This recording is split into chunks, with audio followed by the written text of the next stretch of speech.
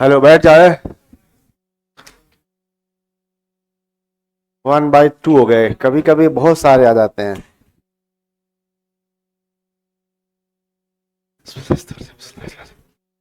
सो हम सीएफटी पे एंट्री कर चुके थे, क्रिस्टल फील्ड थ्योरी। सीएफटी कहती है कि जब लिगेंड्स और सेंट्रल मेटल क्लोज आते हैं तो उनके बीच केवल इलेक्ट्रोस्टैटिक फोर्स ऑफ अट्रैक्शन काम करता है। फिर जब बहुत क्लोज आ जाएगा ना मेटल और लिगेंड, तो फिर आपको पता है शॉर्ट रेंज फोर्स रिपल्सन का भी होता है, फिर वहां रिपल्सन भी काम करेगा। तो कुछ इसके पॉइंट लिखाए थे मैंने।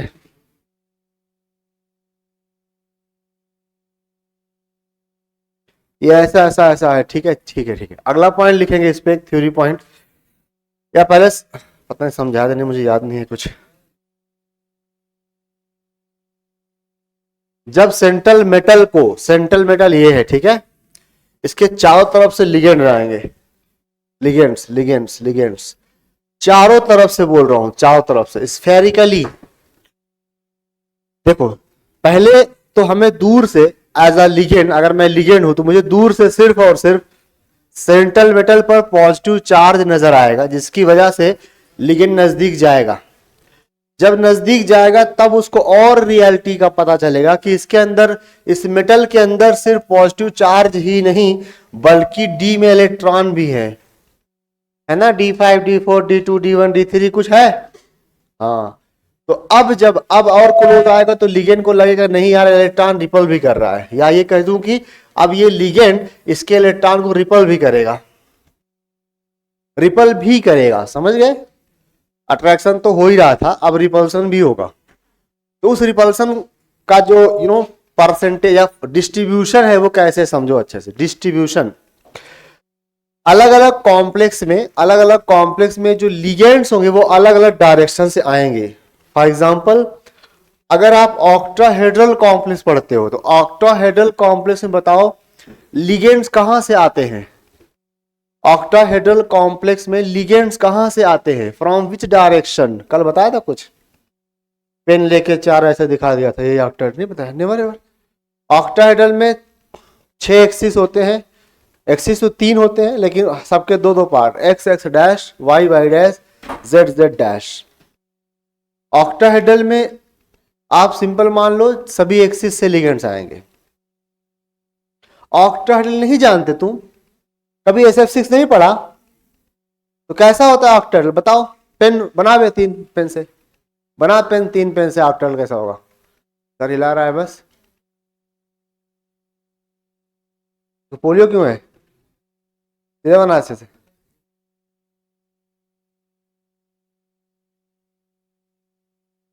तीनों एक्सिस ना, बस यही ऑक्टाहेड्रल है। तो बताओ मुझे कि ऑक्टाहेड्रल में लिगेंड्स कहां से अप्रोच करते हैं सेंट्रल मेटल को, कहां से, फ्रॉम द एक्सिस, है ना। और एक्सिस के अलोंग कौन कौन से डी ऑर्बिटल्स लाई करते हैं। देखो समझो, जो लिगेंड्स आ रहे हैं ना वो axis, in octahedral ligands axis के अलोंग आ रहे हैं। तो जो डी ऑर्बिटल एक्सिस के अलोंग प्रेजेंट है, देखो आउट ऑफ 5 डी ऑर्बिटल सबको बराबर रिपल्सन नहीं मिलेगा, समझना ध्यान, सिंपल लैंग्वेज में। वो ऑर्बिटल जो एक्सिस के अलोंग लाई करते हैं वो लिगेंड के डायरेक्ट अप्रोच में आ गए तो उन्हें ज्यादा रिपल्सन मिलेगा। कुछ हवा लगी। लेकिन वो D orbitals of central metal जो एक्सिस के बीच लाई करते हैं वो लिगेंड के डायरेक्ट अप्रोच में नहीं आ रहे हैं तो उनको कम रिपल्सन मिलेगा। तो इस तरह से वो जो 5 डी ऑर्बिटल्स थे अब वो बढ़ जाएंगे 2 हिस्सों में, कुछ को ज्यादा रिपल्सन कुछ को कम repulsion. On the basis of repulsion 5 D orbital 2 हिस्सों में स्प्लिट हो जाएंगे, 2 ग्रुप्स में। एक वो ग्रुप जिसको ज्यादा रिपल्सन मिलेगा, एक वो ग्रुप जिसको कम रिपल्सन मिलेगा। ज्यादा रिपल्सन मिलने वाले ऑर्बिटल्स की एनर्जी बढ़ जाएगी और कम रिपल्सन मिलने वालों की एनर्जी घट जाएगी और वो 5 डी ऑर्बिटल 2 हिस्सों में टूट जाएगा, समझ गएगा। तो ये मैंने जो एक्सप्लेन किया अभी, ये मैंने एक्सप्लेन किया ऑक्टाहेड्रल के लिए। टेट्राहेड्रल होता तो क्या होता? टेट्राहेड्रल में लिगेंड्स जो आते हैं, लिगेंड्स वो आप एज ए इंफॉर्मेशन याद रखो। टेट्रल कैसा होता है, एक यहां से आएगा, एक वहां से आएगा, ऊपर से कॉर्नर से, इस कॉर्नर से आएगा एक लिगेंड, इस क्यूब के सेंटर में मेटल होगा, एक इस कॉर्नर से आएगा, एक इसी के अपोजिट उस कॉर्नर से आएगा, फिर दो नीचे, एक उस कॉर्नर से, एक इस कॉर्नर से। एक्सिस क्या होता है? एक्सिस फेस सेंटर पे होता है, ऐसे उस फेस सेंटर से उस फेस सेंटर तक, उस फेस सेंटर से इस फेस सेंटर तक, एंड ऐसे ही वर्टिकल एक। लेकिन लिगेंड कहां से आ रहा है टेट्राहेड्रल में? कॉर्नर से आ रहा है। तो इन द टेट्राहेड्रल कॉम्प्लेक्स कोई भी लिगेंड एक्सिस के अलॉन्ग नहीं आता। तो इस बार क्या होगा, वो ऑर्बिटल ज्यादा रिपल्सन फील करेंगे जो एक्सिस के बीच में बैठे हैं, और वो लोग कम रिपल्सन फील करेंगे जो एक्सिस के अलॉन्ग बैठे हैं। तो फिर से स्प्लिटिंग होगी, लेकिन अपोजिट हो जाएगी। ऑक्टाहेड्रल में क्या था, जो ऑर्बिटल एक्सिस के अलॉन्ग बैठे थे उन्हें ज्यादा रिपल्सन मिल रहा था। टेट्राहेड्रल में क्या होगा, जो ऑर्बिटल्स एक्सिस के बीच में बैठे हैं उन्हें ज्यादा रिपल्सन मिलेगा। कुछ समझ आया? तो इसलिए एक पॉइंट नोट करेंगे जनरल में, पहले point general point, since all d orbitals do not have same orientations on axis. That is why some orbitals, कौन से orbital? d orbitals. Some orbitals experience more repulsion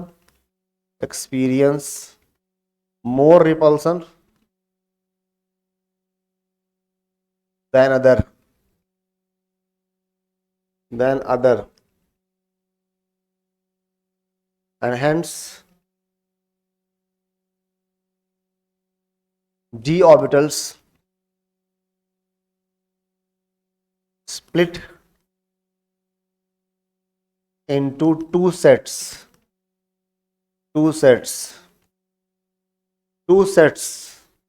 अब वो टू सेट में क्या क्या होगा, अलग अलग सेट होगा। कभी बस two set depending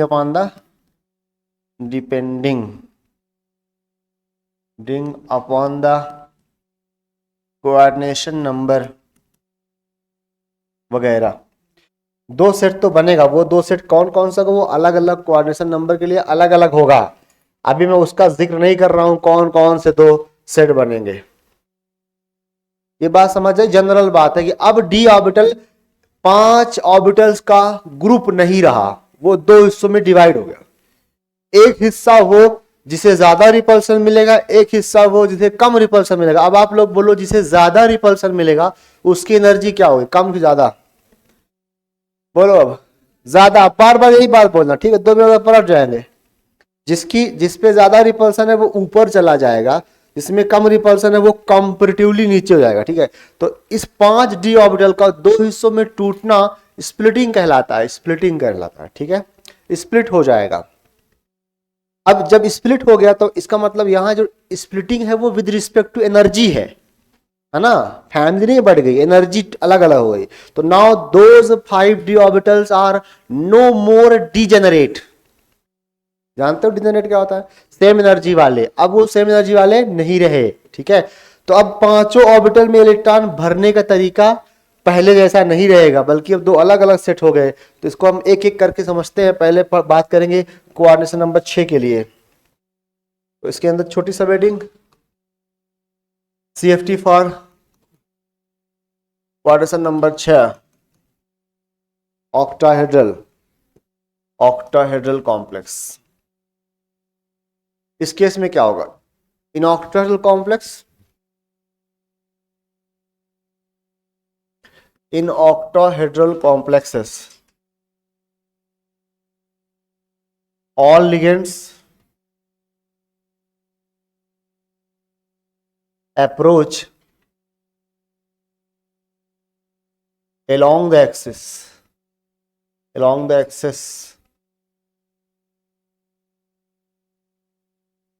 that is why dx square Y square and dz square ये कहाँ होते हैं? along द एक्सिस होते हैं. experience more repulsion than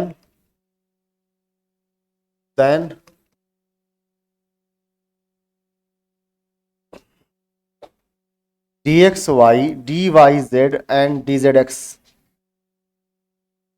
orbitals. सही लिख रहा हूं. Hence splitting takes place as following. Correct? तो कौन लिखेगा?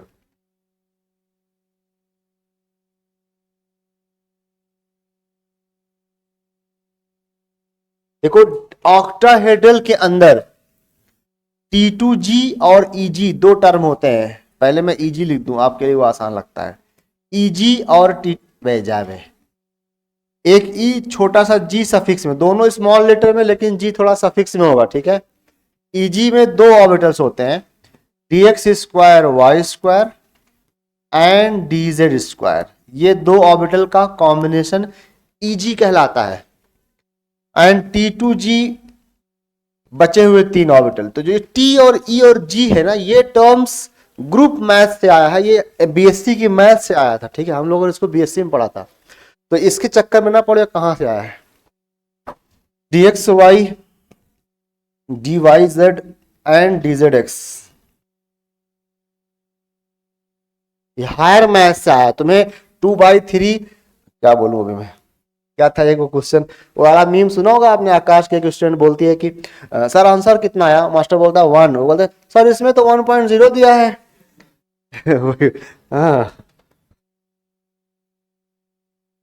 तो वहां एक वो मैथ एक ये math. T2G and EG orbital. बताओ इसमें ज्यादा रिपल्सन किसका है? इसका. तो इसकी एनर्जी अप, इसकी एनर्जी डाउन. तो ये अब स्प्लिट होने वाला है अगले स्लाइड पे.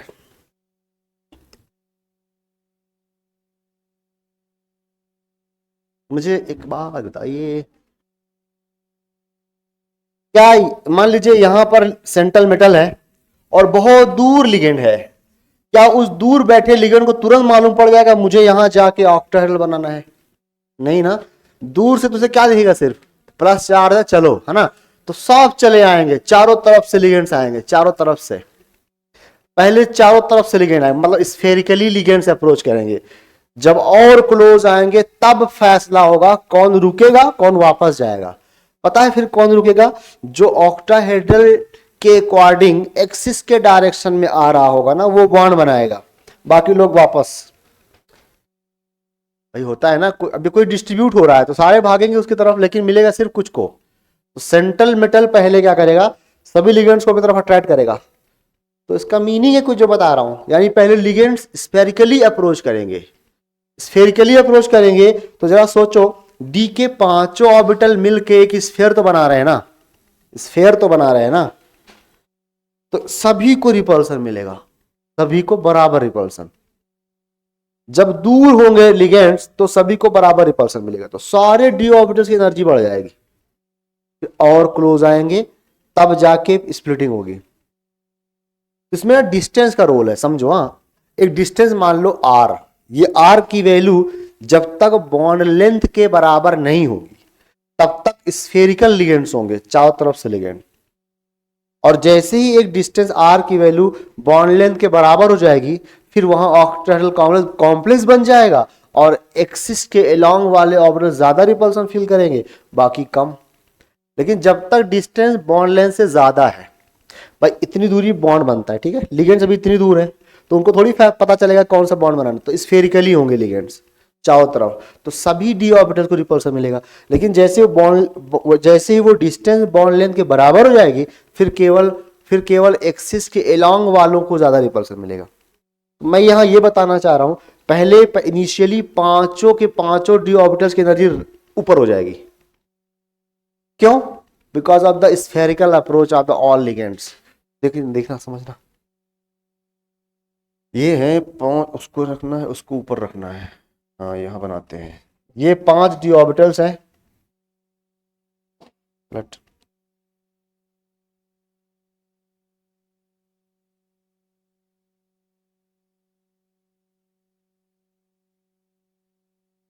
5 डी ऑर्बिटल्स। ये है फ्री मेटल के, फ्री मेटल आयन। अबे वे इसमें अंदर इलेक्ट्रॉन भी, अच्छा वो दिखाएंगे नहीं हम। फ्री मेटल आयन के 5 degenerate orbitals, 5 degenerate, degenerate orbitals.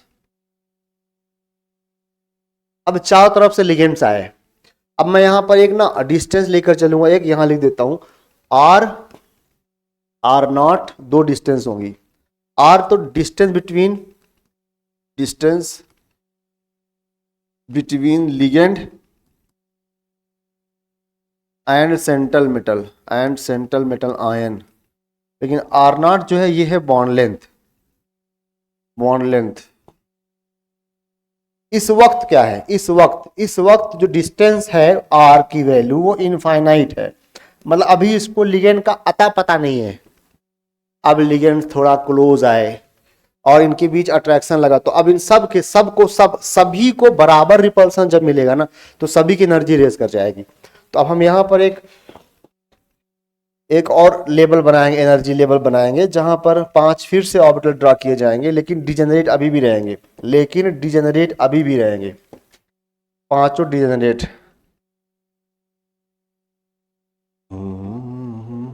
एक, दो, तीन, चार, पांच, अभी भी डिजेनरेट है।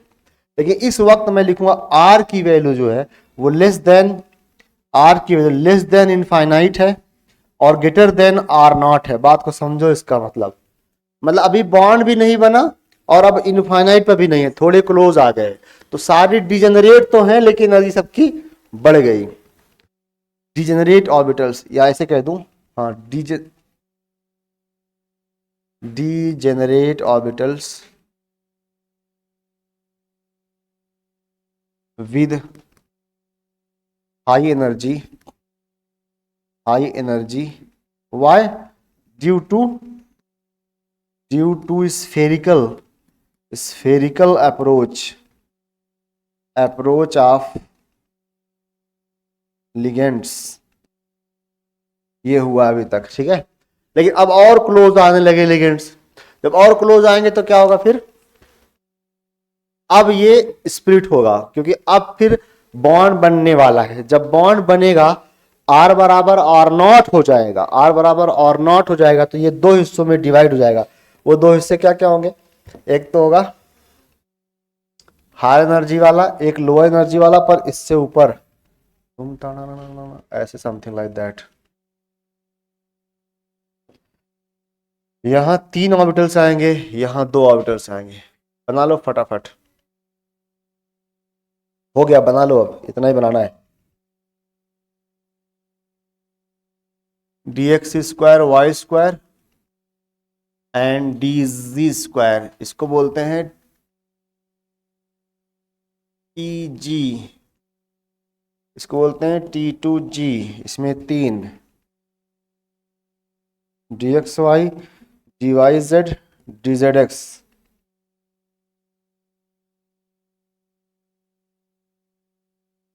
ये जो एनर्जी गैप है ना, एनर्जी गैप, इस पूरे गैप को हम बोलते हैं डेल्टा नॉट।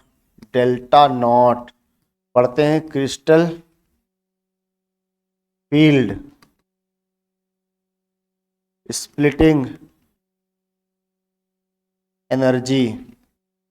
शॉर्ट फॉर्म इसका CFSE नहीं होगा, CFSE, CFSE कुछ और होता है। Delta not, O for octahedral, O for octahedral, ठीक है। ये एनर्जी गैप जो है इसे कहते हैं डेल्टा नॉट, 1 डेल्टा नॉट।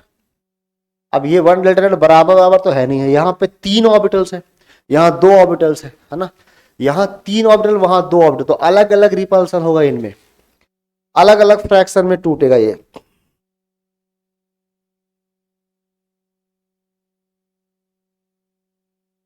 इस बैरियर को मैं ऐसे दिखाता हूँ, इसी बैरियर, नहीं मजा आया, इसी बैरियर, इस बैरियर के ऊपर का पार्ट,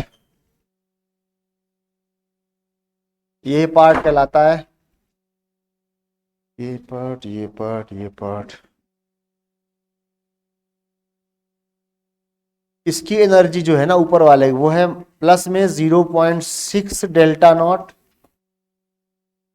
और नीचे है 0 माइनस में रहेगा, माइनस साइन केवल दिखाता है कि एनर्जी डाउन हुई है इसकी। दोनों सम करो मैग्नीट्यूड वाइज तो 1 डेल्टा नॉट आएगा। तो इसी को ऐसे भी लिखा जा सकता है, कैसे 2/5 3/5 3/5 5 31 2/5 delta not delta not.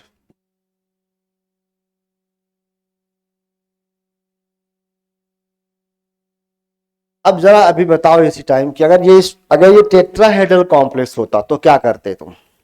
Just पलट देते इसको, ठीक है, वो पार्ट नीचे आता, ये पार्ट ऊपर जाता। टेट्राहेड्रल में लिगेंड्स जो होते हैं वो एक्सिस के बीच से आते हैं, बीच में, तो ज्यादा रिपल्सन होता है उन ऑर्बिटल्स को जो एक्सिस के बीच में लाई करेंगे। तो इसको तो तुरंत बना के छोड़ दोगे फटाफट। मेन फोकस है आपका डेल्टा नॉट की वैल्यू पर।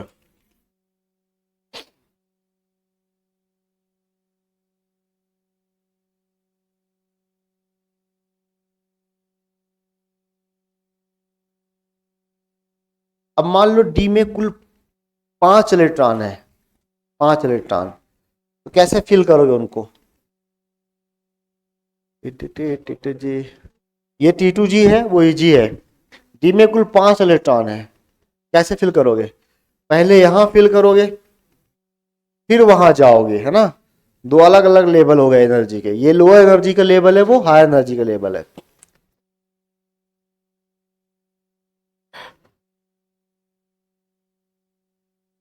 डेल्टा नॉट टर्म तो आप ऊपर लिख ही चुके, एक और टर्म आएगा P term, capital P, that is called pairing energy. Pairing energy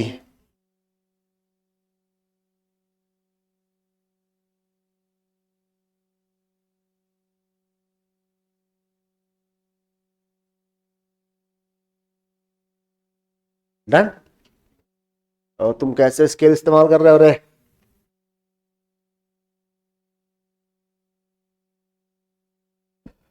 pairing energy. चलो आप लोग तब तक करते करते सोचते जाओ, मुझे डी में 4 इलेक्ट्रॉन फिल करने हैं, 4 इलेक्ट्रॉन कैसे फिल करूं? 1 2 3, चौथा कहां? इसमें कि उसमें? यही मेन टॉपिक है हमारा। 3 तो कोई दिक्कत नहीं, 3 तक तो यहां भरो, चौथा कहां भरोगे? यही हमारा मेन टॉपिक है। इस पूरे टॉपिक के अंदर यही मेन टॉपिक है कि यहीं भरे कि वहां पहुंचा दे, समझ गए? तो बढ़िया से समझो लिखने के बाद। देखो ये है नीचे वाला ऑर्बिटल, ये है ऊपर वाला ऑर्बिटल। हमारे पास 4 इलेक्ट्रॉन्स हैं, पहले हमने भरा 1 2 और 3, कर दिया 3। चौथा इलेक्ट्रॉन के पास 2 ऑप्शंस है कि मे बी वो यहीं पेयर अप हो जाए, ऐसे वहां ना जाए। लाइन सुनना बे, तू सुन बे पाऊ इधर। चौथा इलेक्ट्रॉन मे बी यहीं पेयरिंग कर ले, मे बी, और यहां ना जाए, है ना। तो जो मैं अभी बोल रहा हूं ना कि यही पेयरिंग कर ले, इस प्रोसेस में कौन सी एनर्जी लगेगी समझना। ये प्रोसेस कब फीजिबल होगा? जब चौथे इलेक्ट्रॉन के लिए यहां जा पाना मुश्किल हो और यहां पेयरअप हो जाना आसान हो। अच्छे समझना, ये गैप इतना ज्यादा हो इलेक्ट्रॉन के लिए कि वहां जाने से अच्छा सोचेगा पेयरिंग कर लूं। तो जरा सोचो, जब ये पेयरिंग के लिए यहां पहुंचा होगा तो क्या इस इलेक्ट्रॉन ने रिपल्सन नहीं किया होगा? किया होगा ना। तो रिपल्सन को ओवरकम करने के लिए इसके अंदर एनर्जी होनी चाहिए कि डिफेंस कर पाए रिपल्सन को, that is called pairing energy. तो पेयरिंग के दौरान जो रिपल्सन होता है उसे ओवरकम करने में जो एनर्जी लगती है वो कहलाती है पेयरिंग एनर्जी। तो जब इलेक्ट्रॉन, लिसन ना, जब इलेक्ट्रॉन चौथा इलेक्ट्रॉन यहां आएगा तो उसको पेयरिंग एनर्जी की रिक्वायरमेंट होगी, और जब वहां जाएगा तो डेल्टा नॉट की रिक्वायरमेंट होगी। सोचो ये गैप कितना है, डेल्टा नॉट है। अगर इलेक्ट्रॉन के अंदर डेल्टा नॉट के बराबर एनर्जी है तो वो वहां पहुंच जाएगा, वरना नहीं जाएगा। मैं ये कहूं कि इलेक्ट्रॉन के अंदर इस गैप के बराबर एनर्जी है तो वो वहां पहुंच जाएगा, वरना नहीं पहुंचेगा। या ये कह दूं अगर ये गैप इतना कम है कि इलेक्ट्रॉन के लिए आसान है पहुंचना तो पहुंच जाएगा। ये गैप कम कब होगा? जब लिगेंड का जो अप्रोच है वो वीक होगा, that is weak ligand. Conclusion आ चुका कि अगर लिगेंड वीक है तो ये डेल्टा नॉट बहुत कम होगा। डेल्टा नॉट कम होगा तो चौथे इलेक्ट्रॉन के लिए वहां जाना आसान होगा। लिगेंड वीक होगा तो फिर पेयरिंग नहीं होगी, जो तुम पहले पढ़ चुके हो। पेयरिंग नहीं होगी, बल्कि पहले इलेक्ट्रॉन यहां भरा जाएगा एक एक करके, फिर एक एक करके यहां भरा जाएगा। जब सारे भर जाएंगे तब फिर पेयरिंग होगी। लेकिन लिगेंड स्ट्रांग हुआ तब ये गैप इतना ज्यादा होगा कि इलेक्ट्रॉन के लिए वो अचीव करना मुश्किल होगा, तो वो पेयरिंग कर लेगा। तो दो कंक्लूजन आए। पहला, डेल्टा नॉट और पी के बीच रिलेशन, डेल्टा नॉट और पी, अगर delta naught greater than P है, ग्रेटर देन पी मतलब ये वैल्यू ज्यादा है और पेयरिंग एनर्जी कम है, यानी पेयरिंग इजी है, तो pairing will take place and पहले इलेक्ट्रॉन T2G में भरे जाएंगे। जब ये पूरा भर जाएगा तब EG में जाएंगे। केस 2, अगर डेल्टा नॉट कम है और पेयरिंग एनर्जी ज्यादा है, डेल्टा नॉट कम है और पेयरिंग एनर्जी ज्यादा है, समझ में आ रहा है कुछ? तो पेयरिंग मुश्किल होगी, फिर इलेक्ट्रॉन वहां चला जाएगा। ये एक कंक्लूजन हुआ in terms of delta naught and P. दूसरा conclusion in terms of ligands, अगर लिगेंड स्ट्रांग है तो ज्यादा स्प्लिट करेगा, गैप बढ़ जाएगा। लिगेंड स्ट्रांग होगा तो, जब लिगेंड स्ट्रांग होगा तो गैप ज्यादा होगा, तो इलेक्ट्रॉन का यहां जाना मुश्किल होगा, फिर वो क्या करेगा, पेयरिंग कर लेगा। गैप ज्यादा होगा मतलब डेल्टा नॉट ज्यादा होगा तो पेयरिंग कर लेगा। अगर लिगेंड वीक है तो गैप कम होगा, और गैप कम होगा तो उसके लिए इजी होगा वहां जाना। समझ गए? तो चलिए इसी बात को समझते हैं।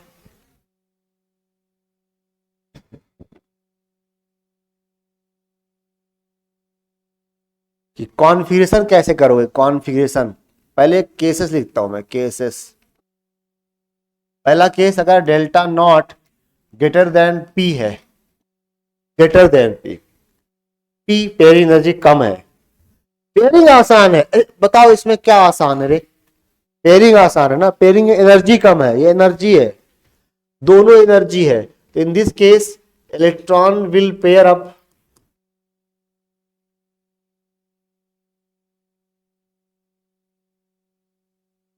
in T2G orbitals। इसका और एलाबोरेट वर्जन कि पहले आप इलेक्ट्रॉन को T2G में भरोगे, जब T2G पूरा भर जाएगा तब EG में जाओगे। इसका मतलब यह हुआ इस केस में पहले इलेक्ट्रॉन T2G में भरा जाएगा, हंट्स रूल के अकॉर्डिंग भरा जाएगा, रूल के अकॉर्डिंग फिल होगा, फिर EG में जाएगा।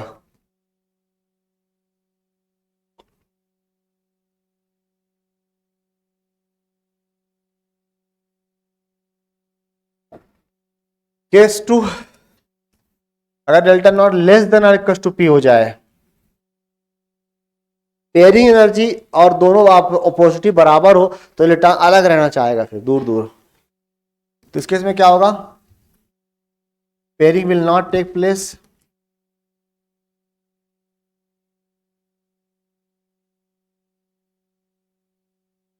व्हाट विल टेक प्लेस,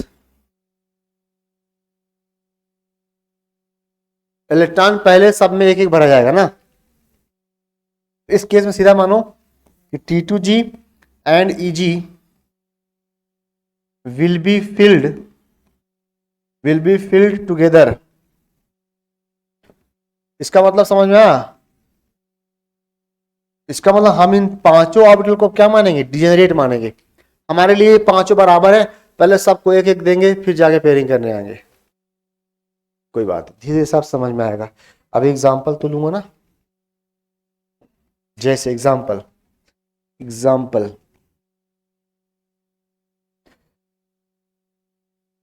मान लो मैंने आपको दिया D6 इलेक्ट्रॉन, D6। अब आप इमीडिएटली कुछ नहीं करोगे, पहले मानोगे इसमें दो है, एक तो T2G है, इसमें दो है, एक तो T2G है, और एक Eg है, ठीक है, दो बॉक्सेस है। अब इसमें दो केस बनेंगे, एक बार स्ट्रॉन्ग लिगेंड आएगा, स्ट्रॉन्ग फील्ड लिगेंड, एक बार वीक फील्ड लिगेंड। तो फिलिंग का अप्रोच समझना, ठीक है। कैसे बताऊं, पहले T2G भरा जाएगा 6 इलेक्ट्रॉन, Eg 0, और एक होगा T2G में 1 2 3 4 4 Eg 2। अब आप समझो ये कैसे आया होगा, कब कौन सा केस आएगा हमारे पास। यहां पे आऊंगा, ठीक है, यहां पे आऊंगा। पहले हम फॉलो करते हैं कि ये गैप बहुत ज्यादा है, सारे इलेक्ट्रॉन यहीं भरे जाएंगे, पहले यहां भरे जाएंगे। तो 1 2 3, अब चौथा इलेक्ट्रॉन यहीं कब भरा जाएगा, इसे आपको बोलना पड़ेगा। चौथा इलेक्ट्रॉन यहां कब भरा जाएगा, जब डेल्टा ज्यादा हो, पी कम हो। तो चौथा, पांचवा, छठवां सारे यहीं आ जाएंगे। तो ये केस तब बना जब आपके पास डेल्टा की वैल्यू ज्यादा थी और पी की वैल्यू कम थी। यहां पर डेल्टा नॉट ज्यादा है और पी कम है। और ये समझो, दूसरा पॉइंट समझो, एक भरा, दो भरा, तीन भरा, चौथा इलेक्ट्रॉन यहां भेज दिया, पांचवा यहां, फिर छठवां यहां। अब बताओ इसमें हम क्या मान के चल रहे हैं, पांचों बराबर मान के चल रहे हैं, मतलब ये गैप बहुत कम है, तो यहां पर पेरी एनर्जी ज्यादा है, डेल्टा नॉट कम है। तो इस केस में यहां 4, यहां 2 आ जाएंगे। कुछ समझ आया? तो इस केस में यहां पे क्या लिखोगे, delta not is less than P.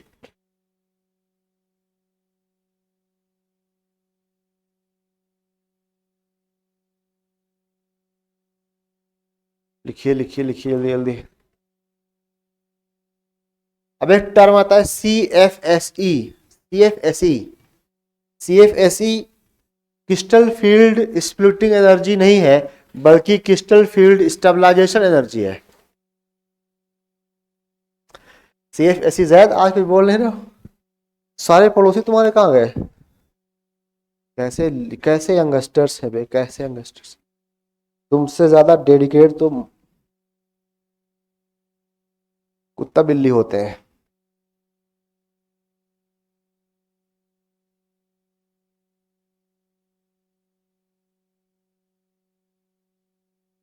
ठंड लग रही क्या तुझे?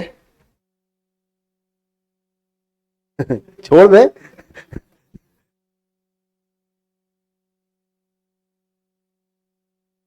जब एग्जाम दिया था परसों, कल, तो कल के जो बीट्स एग्जाम दिए हैं उनका सिर्फ काम है एग्जाम में बैठना, अगला एग्जाम और बेहतर होगा। डन।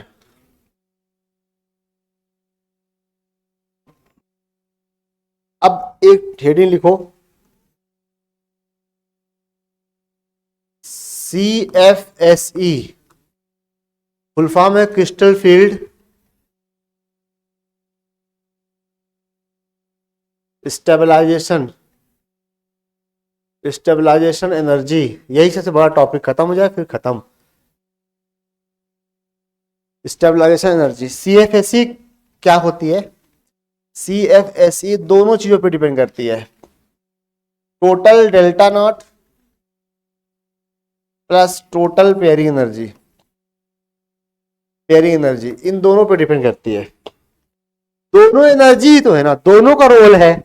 तो मैं आपको बता दूं कि जो डेल्टा नॉट था ना, डेल्टा नॉट वो पर इलेक्ट्रॉन था, 1 डेल्टा नॉट, या ऐसे कह देता हूं, रुक जाओ।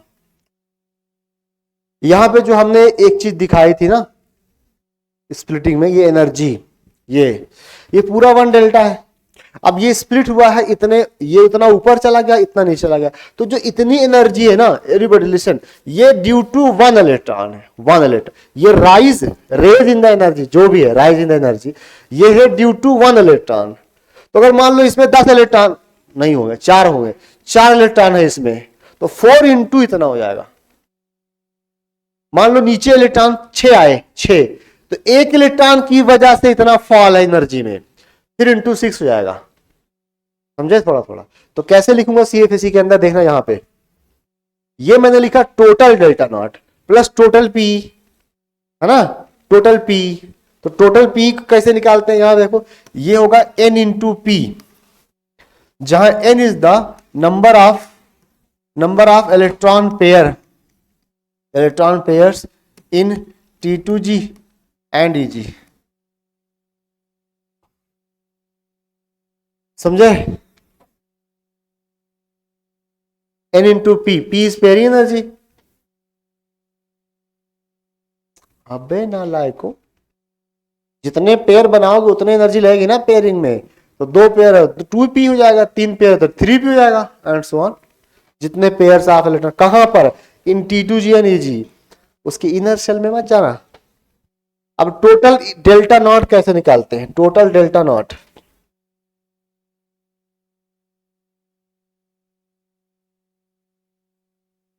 देखो तो CFSE का फाइनल फार्मूला बन के सामने आया 0.6 इंटू एन, ऊपर कौन था, Eg into delta naught minus, ये क्या है देखो 0.6 तो नंबर है जो वहां पे दिया गया था, ये Ne जो है Eg में इलेक्ट्रॉन को बताता है, Eg में इलेक्ट्रॉन कितने हैं in delta naught, minus 0.4 into NT into delta naught, ये है total delta naught, plus NP। समझो लिखो पढ़ो, समझो लिखो पढ़ो।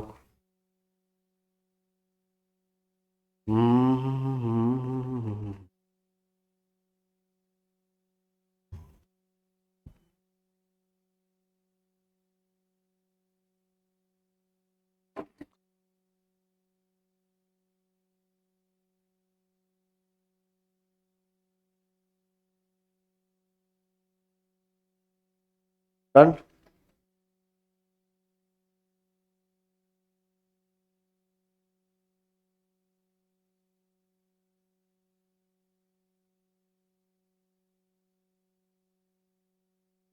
ये मेन फार्मूला है बेसिकली।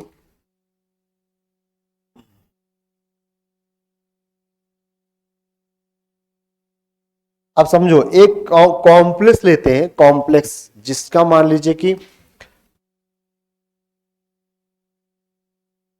D6 कॉम्प्लेक्स, ठीक है। एक बार वो लिया strong field ligand, strong field ligand, और एक बार weak field ligand, weak field ligand. भाई ये समझो अच्छे से, जिसको ना समझ आए पूछ लेना, मुझसे नहीं पड़ोसी से। यहां पे क्या आएगा स्ट्रॉन्ग फील्ड लिगेंड में, T2G में कितना भरा जाएगा, EJ में कितना, बताओ समझो, दिमाग लगाओ। दिमाग में नीचे 3 बॉक्स होने चाहिए ऐसे, और यहां 2 बॉक्स बस। स्ट्रॉन्ग फील्ड लिगेंड है, strong field AE, strong field ligand है, मतलब यहां पर डेल्टा नॉट ज्यादा होगा, स्प्लिटिंग ज्यादा होगी ना, तो इलेक्ट्रॉन ऊपर नहीं जाएगा, पहले pairing will take place in short. तो पहले इसमें भरे जाएंगे इलेक्ट्रॉन, तो सारे इलेक्ट्रॉन कहां जाएंगे, यहां पे। तो ये 6, ये 0। हवा लगी किसी को? वीक में क्या आएगा, यहां पे 1 2 3 4 5 6 है ना, 4 इलेक्ट्रॉन यहां आएगा, 4, और EG में 2। समझ गए?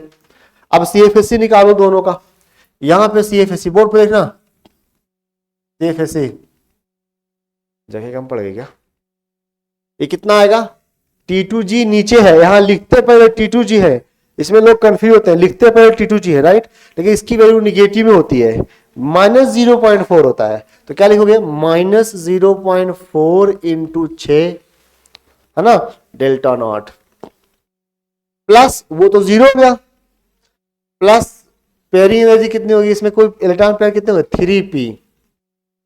समझ में आ रहा, थोड़ा थोड़ा नहीं आ रहा है, कोई बात नहीं, आउट ऑफ सिलेबस। देखो 24 -2.4 डेल्टा नॉट प्लस 3p, ऐसे ऑप्शन में आ सकता है, या ये फ्रैक्शन में आ सकता है। अगर मैंने यहां पे -0.4 ना लिया होता, कितना लिया होता, 2/5 ना, 2/5, तो 2/5 इंटू 6, तो 12/5, तो -12/5 डेल्टा नॉट भी हो सकता था, ये भी ऑप्शन में आ सकता है, ये पहले वाले केस है। पहले वाला केस लिखो ताकि जगह बचे, फिर दूसरे वाले केस को समझते हैं।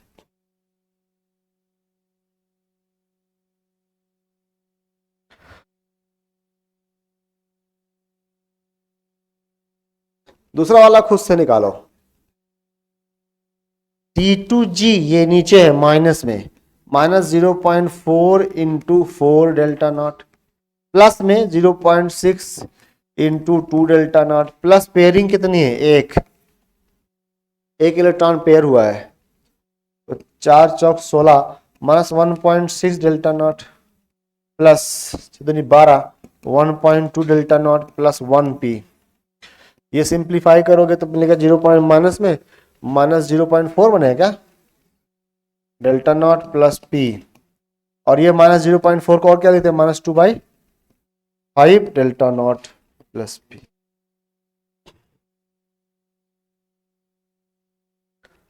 -2/5 जब भूल जाओ तो यहाँ डिवाइड 0 हटाना, 10 करना, तो 2/5 आ जाएगा, 4/10 से 2/5। That's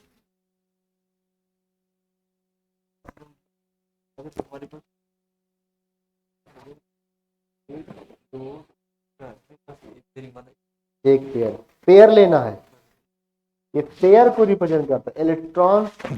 मतलब समझो यहाँ पे मैंने क्या लिखा है, N is what, number of electron pairs. तो यहाँ पर इलेक्ट्रॉन पेयर 3 हुए हैं, समझ में आ रहा है मेरी बात, 3 पेयर, तो N केवल 3। यहाँ पर पेयर 1 हुआ है, तो एक पेयर में 2 इलेक्ट्रॉन मत ले लेना, पेयर पेयर गिनना है बस।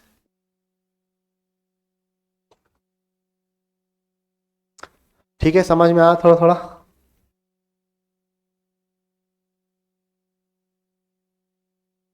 डन।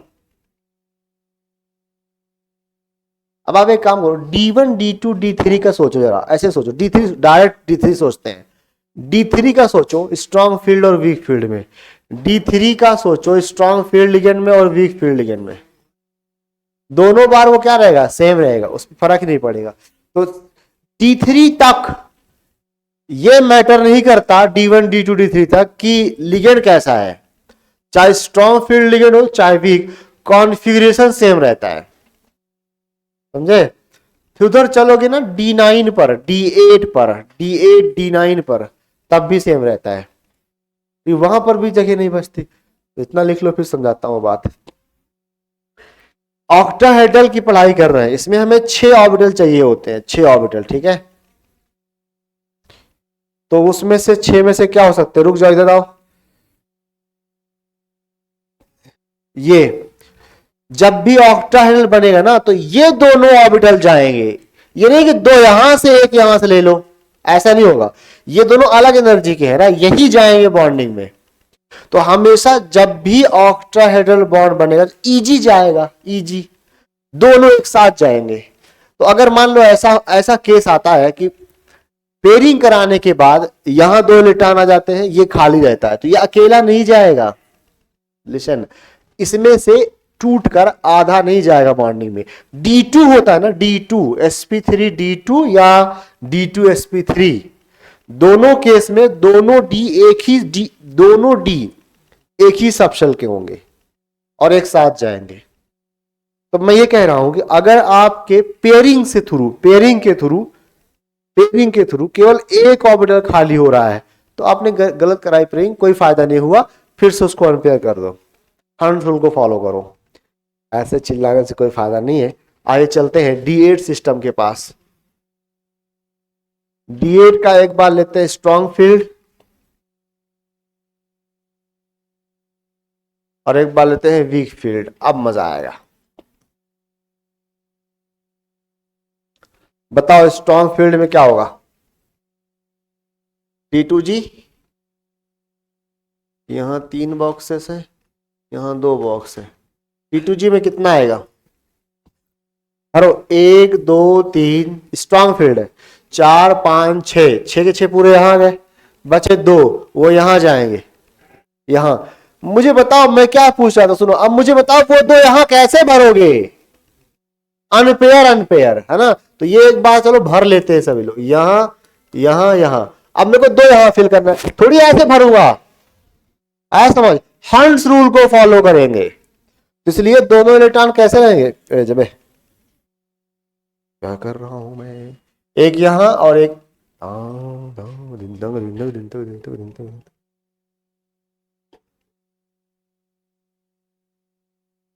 एक इलेक्ट्रॉन यहां अगला यहां, तो ईजी में कितना आएगा, 2 रहेगा, लेकिन दोनों जोड़े में नहीं रहेंगे। हाँ ये समझा रहा था।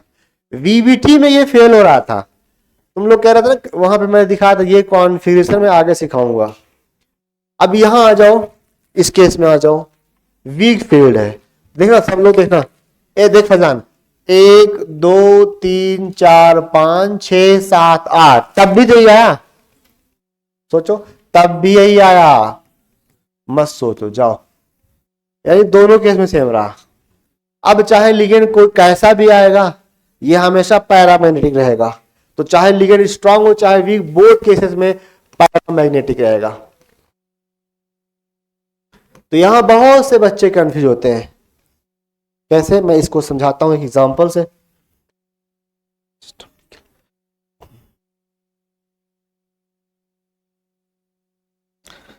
NiH2O होल 6+2 बनाया मैंने, और Na एमोनिया होल 6+2 बनाया मैंने।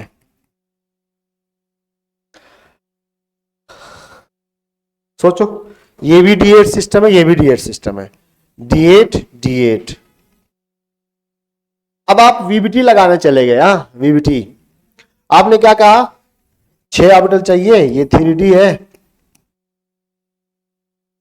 3D, तो 3 4 5 6, 1 2 3 4 5 6 7 8 ऐसे है, और ये 4s है, ये 4p है, एंड सो ऑन, इधर 4d है। अब इस केस में कौन से 6 ऑर्बिटल चूज करोगे, सब लोग सुनो और समझाओ मुझे, इस वीक है ना, कौन से 6 ऑर्बिटल चूज करोगे, यहां से तो sp3d2 बनेगा, wait wait wait wait wait, अब आया D8 स्ट्रॉन्ग लिगेंड में, तो क्या सोच रहे हो, जरा सोचो कुछ, कि पेयरिंग हो जाएगी, तो क्या इस पेयरिंग से मुझे वो फायदा हुआ जो ऑक्टाहेड्रल के लिए चाहिए था, सोचो अच्छे से।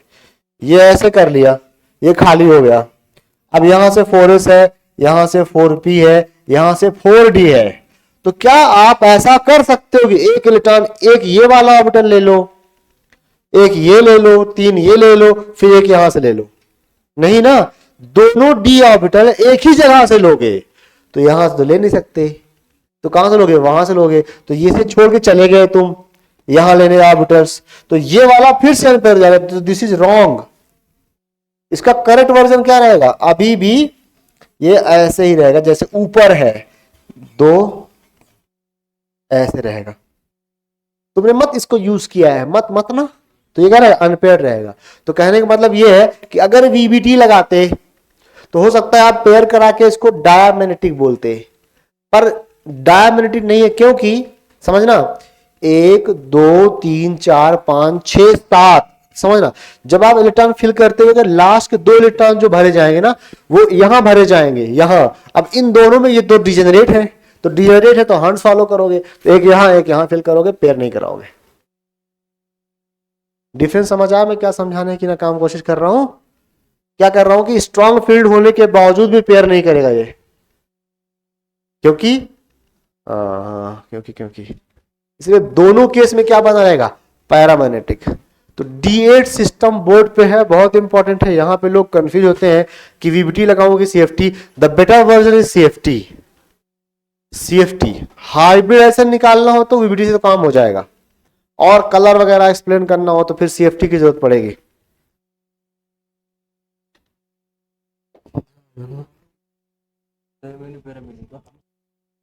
यही थ्योरी लगाएंगे फाइनली, अभी और एक क्वेश्चन तो कराऊंगा।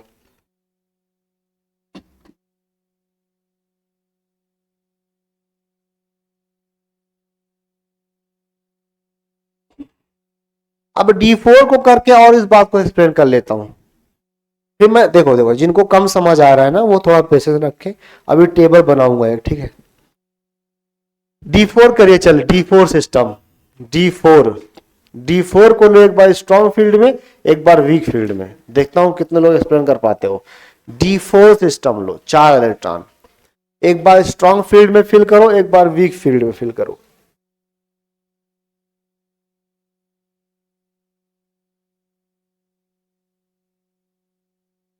करो।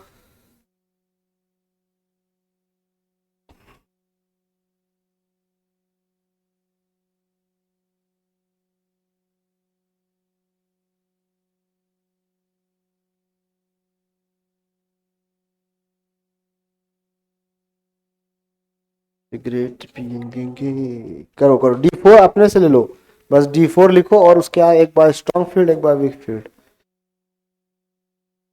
इसमें खाना भरा क्या है तूने? स्ट्रॉन्ग फील्ड, वीक फील्ड, हाँ फिलिंग का तरीका बहुत अच्छा। 78 78।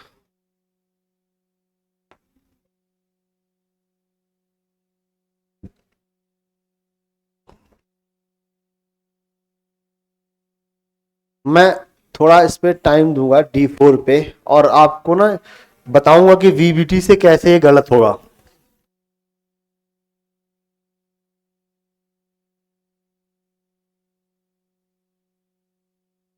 देखो D4 में आपने क्या किया, ये D के है ना 5 ऑर्बिटल्स, 1 2 3 4 5, 1 2 3 4 ये भरे हुए हैं ना ऐसे VBT में। VBT में सब लोग सुनो, अगर वीक वीक लिगेंड है तो ऐसे रखोगे, VBT में स्ट्रांग होगा तो क्या सोचोगे तुम कि आओ ऐसे कर देते हैं, ये दिस इज रॉन्ग, क्योंकि जो 4 इलेक्ट्रॉन है ना वो पहले T2G में भरे जाएंगे, और T2G यहां तक है तो यहां तक डिजेनरेट है, यहां तक हर्ट्ज रूल फॉलो करोगे 1 2 3 4, तो ये गलत हो जाएगा फिर, इसलिए CFT आएगी। देखो CFT कैसे समझाएगी आपको। इसका एक है स्ट्रॉन्ग फील्ड, भाई इस टॉपिक में सिर्फ T2GG आ गया, काम हो गया। अबे ज्योमेट्री शेप तो निकालना जानते ही हो, बस T2GEG भरना है मेन टास्क, तुम खुद समझ लो। भाई हाइब्रिडाइजेशन तो बाएं हाथ का खेल है। तो स्ट्रॉन्ग फील्ड में पहले भरेंगे T2G में कितने इलेक्ट्रॉन आएंगे, चारों आ जाएंगे, और EG में जाएगा 0। इसे फिल करके समझो रे, 3 इलेक्ट्रॉन 1 2 3, चौथा यहां, ना कि 2 2। काश समझा पाता, इजी गया काम से। वीक फील्ड में आओ,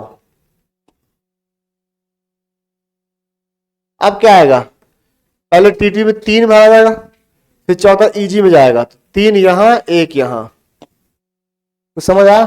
तो बताओ ये पैरा की डाया, दोनों केसेस में पैरा, यहां भी पैरा यहां भी पैरा, दोनों केसेस में पैरा,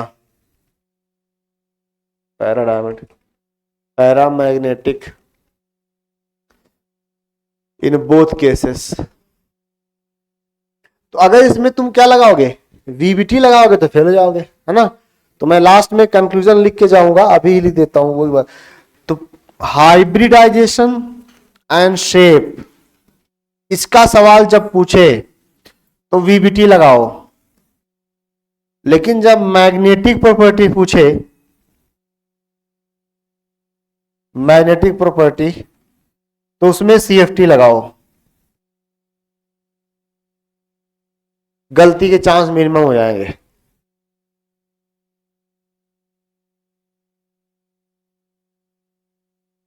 हाइब्रिडाइजेशन एंड शेप पूछे तो VBT लगाओ, वहां थोड़ी लिखेगा क्या क्या लगाना है, आपको बस आंसर बताना है। मैग्नेटिक प्रॉपर्टी के लिए CFT लगाओ, डन। अच्छा D9 सिस्टम में कुछ नहीं होने वाला, कोई भी केस ले लेंगे आप, कुछ नहीं होने वाला। अब मैं आपको समझाता हूं D3 सिस्टम का। D3 अगर VBT से होती तो VBT से क्या कहता, कहता कि ऐसे रखो 3 इलेक्ट्रॉन ऐसे ऐसे ऐसे। स्ट्रॉन्ग में तुम क्या कर देते, स्ट्रॉन्ग लिगेंड में क्या करते, 2 यहां करते 1 यहां करते, गलत, समझे कैसे गलत है कि ये 3 ऑर्बिटल जनरेट है, इनमें आपको बराबर बराबर भरना है पहले, तो सही बताओ चलो। CFT करो, ये VBT है ना लायको, ये VBT है जो गलत हो गया यहाँ पे, ये VBT है। अब इसका CFT गर्दन दिखाओ मुझे, दोनों केस में क्या आएगा, T2G 3 EG 0 in both cases, in both cases. और उसको फिलिंग कैसे दिखाओगे, T2G में 3 इलेक्ट्रॉन और EG में 0। अब सोचो अगर म्यू निकालने यहां चले गए ना स्ट्रॉन्ग फील्ड में, तो मेरा रहेगा अनपेयर 1 है, गलत हो जाएगा, अनपेयर 3 है, चाहे वीक हो चाहे स्ट्रॉन्ग हो। तो यहां n की वैल्यू 3 आएगी, unpaired electron, paramagnetic in both cases.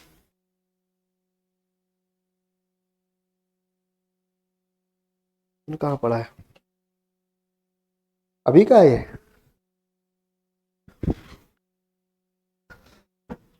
Done.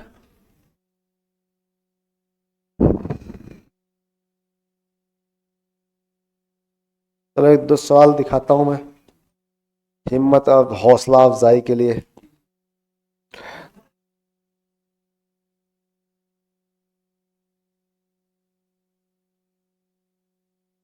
ये फेयर पे सभी लोग करें साफ साफ, यही आएगा जब भी आएगा, कभी K4 कभी K3, तो दोनों करेंगे हम लोग। यही सबसे मेन एग्जांपल है इस मैटर में। इस सवाल को फेयर पे करो, क्या इस सवाल को क्या केवल ये लिखना, बस केवल कॉम्प्लेक्स लिखो और कॉन्फिगरेशन बनाओ। What is the correct electronic configuration of the centre atom in this complex based on CFT।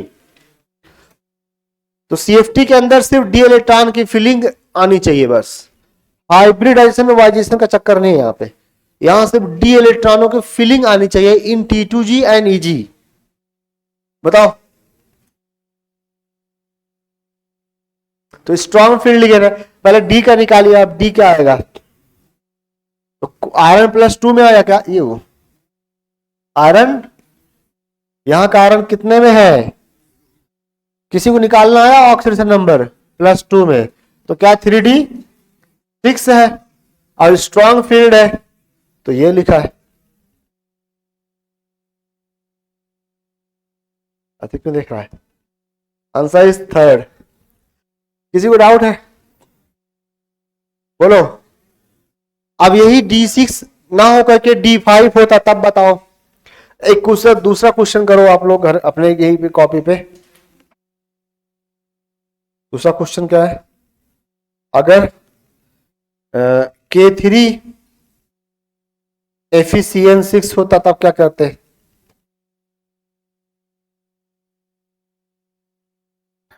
D1 से लेकर D10 तक सबसे इंपॉर्टेंट D6 है। सब लोग सुन लो रे, सबसे इंपॉर्टेंट D6 है, और ये देख के तुरंत आंसर होना चाहिए एग्जाम में। अब ये D5 सिस्टम आएगा ना, ये Rn+3 में है यहाँ पे, अब D5 सिस्टम आएगा। अब स्ट्रॉन्ग फील्ड है तो क्या होगा, T2G पांचों यही आ जाएंगे, EG सन्नाटे में चला जाएगा ना, फिलिंग करना तो आएगा ही। वीक फील्ड होता तो T2G 3 EG 2। 2019 done. Why not, केवल कॉम्प्लेक्स लिखना है बस, अंग्रेजी क्यों लिख रहा है।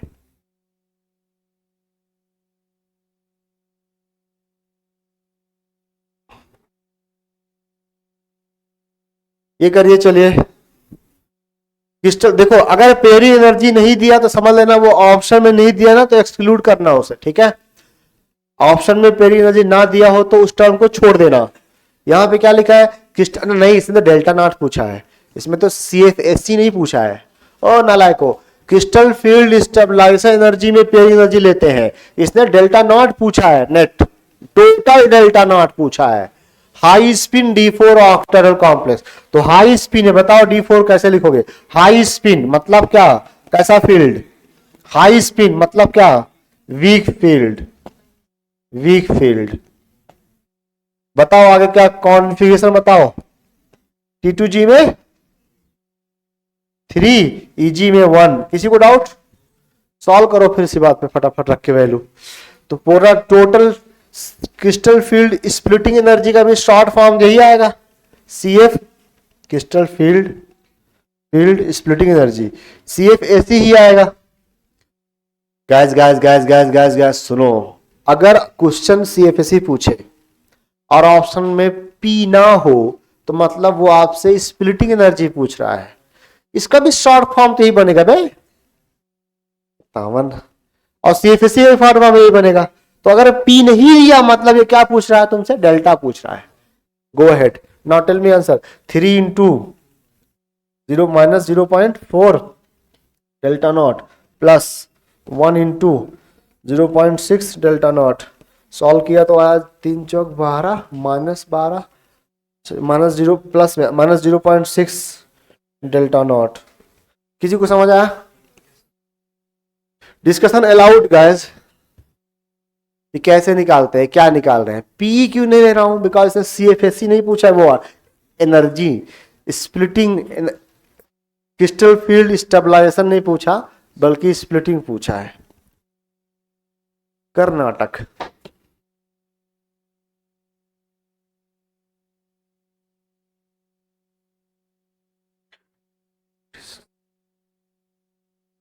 जल्दी करो। डन? Not done? अगला सवाल ये देखो, यहां पे इसने क्या पूछा है? ये साफ साफ इसने पूछा है कुछ, क्या पूछा है बे? फॉलिंग एनर्जी, इसने एनर्जी बोला है, एनर्जी बोला है। तो और ऑप्शन में क्या दे रखा है? पी दे रखा है। तो इसमें पूरा निकालना है। चलो लग जाओ काम पे। 12 D6 है और लो कहां है? स्पिन कहां गई? लो स्पिन है।